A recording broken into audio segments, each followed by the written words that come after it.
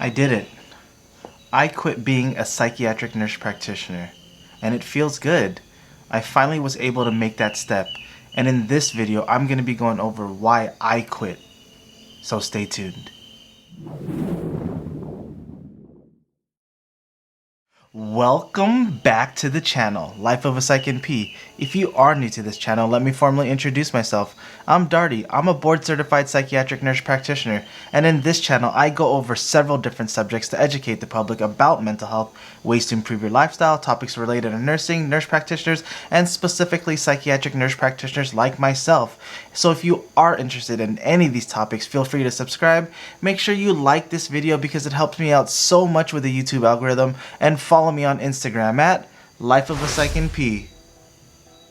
Yes, it's true. I'm finally quitting as a psychiatric nurse practitioner. No, I'm not leaving the profession itself because I absolutely love what I do, but I'm leaving this position as a psychiatric nurse practitioner that I've worked for almost 3 years now. And there's so many different reasons why I'm leaving, and I feel that many nurse practitioners or many nurses or even people in the medical field need to know and understand that this job isn't for everyone, and there's certain ups and there's certain downs, but I wanted to shed light on why I'm ultimately leaving. I love this place and I love working with my clients. I love working with the nurses and all the other staff involved, but there's certain things that I have to understand and figure out myself, and ultimately it came down to wanting to quit. So as many of you guys know, I work so many different jobs. I have my own private practice, I work telepsych, and I work at the psychiatric urgent care, and I work in education, academia. So I have all of these different jobs, but like I said, I have to always outweigh the risk versus benefits, as with anything, especially if you work in psychiatry or mental health or in the medical field. You always have to outweigh the risk versus benefits. But for me, I had to figure out what is going to be best for me. And I wanted to give you my reasons why I'm leaving this job. It's an amazing job, pays very, very well, very, very well, but it's not about the money. It's about me. So in this video, I'm going to be going over 5 reasons why I left this job. So let's go. So before we get started, I want you to understand that this is just my opinion. Nothing wrong against the company that I work for.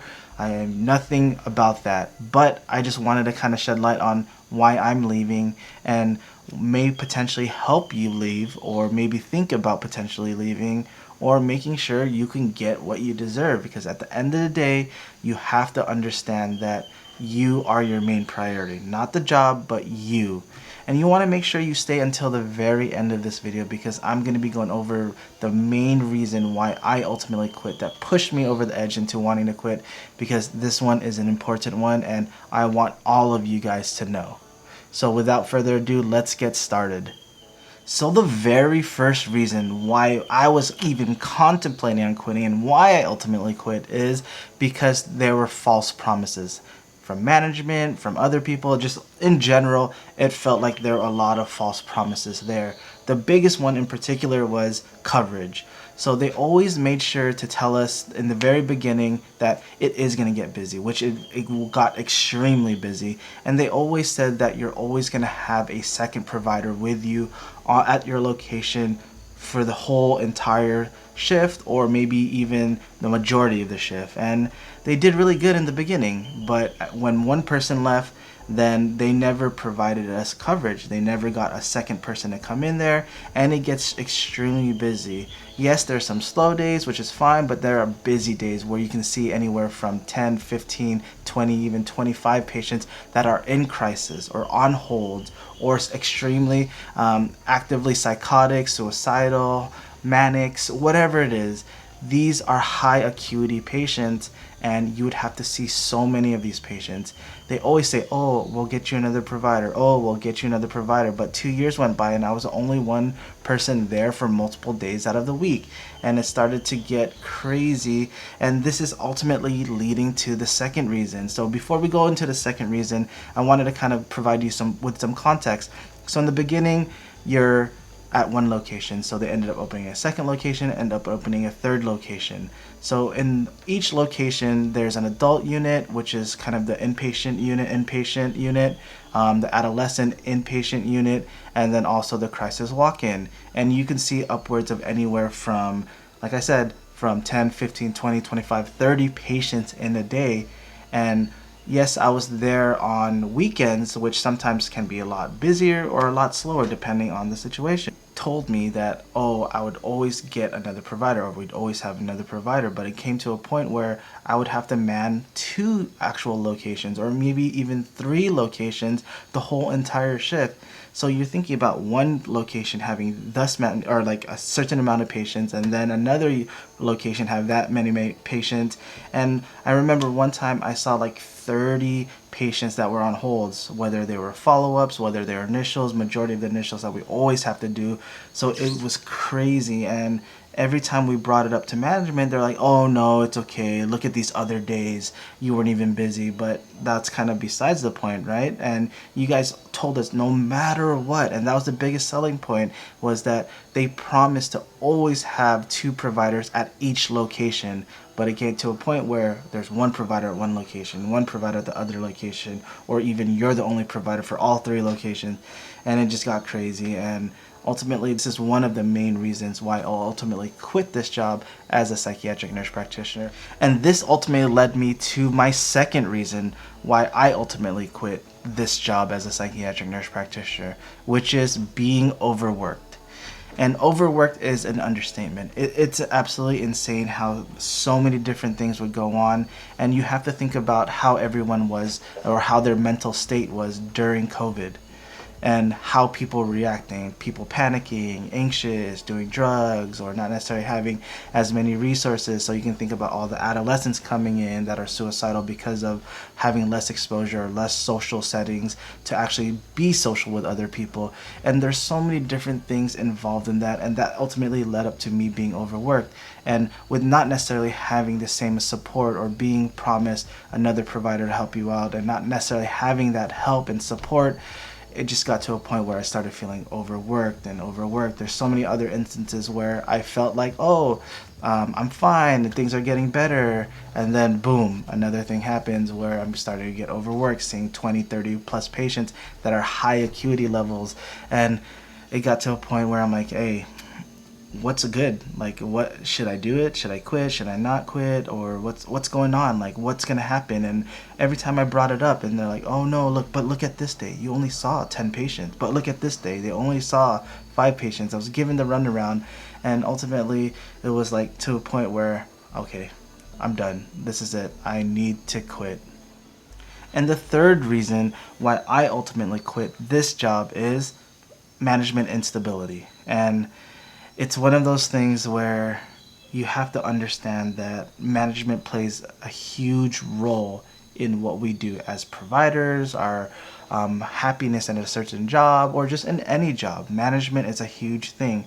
Even though you can be part of the management team, there's always going to be someone above you, or if you're the owner, then you don't have to worry about that. But if you are working for someone else, you are going to be part of someone that's going to be managing you, unless you're the manager itself. But still, there's people above you to a certain extent. And in this role and in this job, I'm not saying it's going to happen everywhere, and maybe this is pretty common everywhere else. I'm not nitpicking this particular company, but I wanted to shed light that management instability is a huge thing. If you're constantly going through different managers, or if your manager's not even listening to you and says one thing to one person and another thing to another person, and there's so much incongruency between what they're saying, then it starts to have a, I don't even know how to explain it. It just starts to wear you down, because ultimately you're being told one thing and you're starting to think like, hey, like, which one's true? Like, what are we doing? And I've seen instances and working in other jobs where there was management instability, and I've had managers pin other members of the team against each other by saying, hey, like, they're saying this about you, and they're trying to split staff so much that in reality, like, hey, we're cool with them. Like, we know that we're cool with them and we have these conversations, but they're still thinking and trying to split staff, and there's so much involved.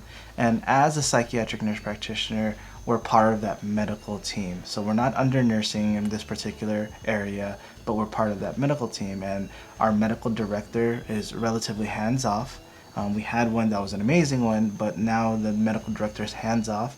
And it seems like there's so many ups and downs, because there's the other side of things where there's the social worker or the nursing or the medical side, and management keeps on switching, and one's controlling over this and one's controlling over that. And then it just got to a point where there were so many inconsistent areas where not only did I have to worry about seeing patients and managing their care, but now I'm worrying about all these other things that I shouldn't have to worry about. And when you start to get into a role where you're not just worried about taking care of patients, and you're stressed about taking care of patients, and you're going to be more stressed out about the external things, then ultimately you have to decide, okay, is it time to leave? And for me, it was time to leave, because there's just way too much going on in the outside, and then that kind of trickles down into nursing, where they hate their jobs too, or front desk staff and they hate their jobs too, or the social worker side of things and they hate their jobs too, the therapy side of things and they end up hating their job, and then ultimately it's just going to look bad for everybody else. And that's not somewhere that I want to be. And that's why I'm kind of making these videos, because you have to understand that it's not only seeing patients, but it's on the other side of things. And if management isn't necessarily concrete or being there for you, then it's gonna impact you as a whole. So the fourth reason why I ultimately quit this job is because I was being micromanaged. Not micromanaged by the medical director, but micromanaged by someone that has nothing to do with our services. And sometimes you're going to get in that situation, because there's certain systems, just like, say for example, the county, state, where there's a hierarchy. So when you're looking at like counties, you'll notice that therapists will kind of be the top boss, depending, obviously not the top boss, but then they'll be the top boss, and then under them is the medical director, and then whatever the case is. So I was being micromanaged to an extent where they were trying to tell me what I can and can't do. And this is going to kind of trickle down into the fifth reason and the ultimate reason why I left. But I was being micromanaged with how I was providing care, with who I'm going to see first, and how am I going to be able to treat this one before this patient, and treat this patient before this patient, or whatever the case is. But being micromanaged to that extent, like they were paying attention to every single thing, like, hey, I noticed that you saw this patient in 40 minutes, but then how come you're seeing this patient in 60 minutes? You need to speed it up. And they don't understand kind of the delicacy process of how you need to treat certain patients, and certain, obviously, disorders require more attention than others, and certain things that are happening on the unit require more attention than maybe on the people that are just asking for medication refills. And they just are starting to micromanage every little thing, and it came to a point where it's like, hey, like, this is what I need to do in order for me to provide quality care. I need to make sure I do A, B, and C before I take care of D, and whatever the case is, D, E, F, and that's it. And plain and simply, like, hey, don't micromanage me, because I'm going to understand what's going to be needing to be done. And if you can't even, let's just say that with the social worker or the therapist trying to say how I'm going to complete care, it's crazy, because we're on the nursing, on the medical side of things. And if you didn't go to school for that, then why are you going to tell me what to do and how I'm going to manage my care? And it just became crazy. And if you stayed until this far, this is my main and last reason. I know this seems like a rant at this point, but these are situations that you're going to come across as nurse practitioners, and especially psychiatric nurse practitioners, because these are things that you have to ultimately decide, is it going to be best for you in the long run? So the fifth and final reason why I ultimately left this position is because I was being told to do things beyond what I was comfortable with. So like I mentioned, they have that hierarchy where therapists are kind of above the medical directors, and then we're below the medical directors, but we're still underneath the therapist, if that makes sense. So in this situation, there'd be times where I'm being told what medications to prescribe, or how fast I need to see them, or being able to be told like, hey, yes, there's something going on medically, but the mental health side of things trumps it, which in reality for us as a medical provider, or being part of the nursing model and being a nurse practitioner, is we understand the medical side of things. We were trained to understand, okay, this is a bigger threat compared to mental health threat. And they couldn't wrap their mind around it, and they were telling me how to treat certain patients, or I have to admit them regardless of their medical status and their risk for decompensation, because, oh, they were having a mental health crisis, but don't understand that these medical things are leading to the mental health. And if you don't address this, we're not going to be able to treat the underlying cause. And all they cared about was, let's just get the patient onto a unit. Who cares what happens? Nurses can just call 911 if they need to. Mind you, we're a standalone facility. We're not attached to a medical facility or an ER or a hospital. We're not attached to that. So any medical condition, they don't have certain things that are, or we weren't equipped enough to treat certain things. And so if anything were to go down, say for example, someone was seizing, or someone got beat up, or whatever the case, where they had a life-threatening thing, we wouldn't be able to help them immediately. It's more like, oh, hey, let's call 911. And that's all they cared about. And you are going to be put into certain situations where people that are practicing beyond, or people that are above you or leading you or managing you, are going to tell you what to do when you're the professional in that area, even though it's out of their scope, just because they have to reach a certain amount of numbers or reach a certain amount of people within the unit, just so for their monetary gain, they're going to tell you and tell you how, and try to do certain things and micromanage every little situation.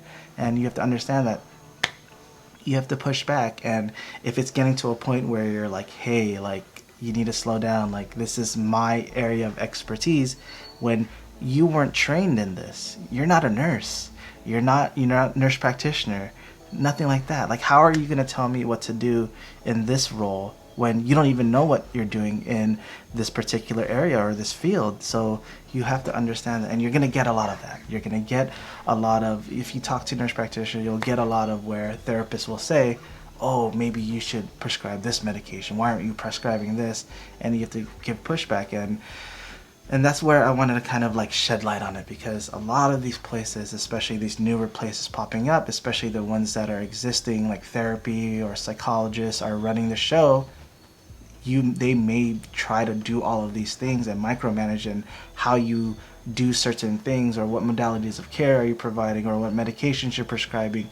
They may try to push you into telling you what you need to prescribe or what you need to do for the patient, because they're trying to get as much money as possible. And you shouldn't take that. And it's something where you have to push back and give pushback. But if it's getting to a point where you're just starting to clash, and there's so much animosity, and you're just so much tension going into a job, then you have to ultimately decide, okay, what's best for me? What do I want for me? Is it worth it? Is it worth the money? And kind of giving you context, if I worked here 3 days a week, I would be closer towards the $300,000 range. And that's just a huge amount. And am I giving it up? Yes. So I went from 3 days to 2 days, and now 1 day, and ultimately quitting. And it wasn't worth it. There's other ways where you can make money, where you can be happy, or just taking a lower paying job where I know I'm going to be happier. That's going to be the best. And who knows what's next for me. My practice is running. It's slowly growing and growing and growing. I'm looking at bringing on more providers, more therapists. But for the most part, I had to make this decision.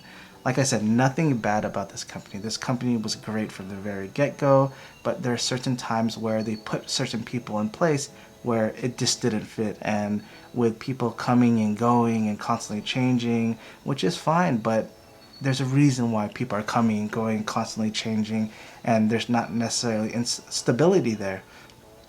And if you are running a big company, then you have to understand, like, stability is key, especially, and then being able to understand that as the providers, like for us providers, you have to treat us to good to a certain extent, because we do everything in there.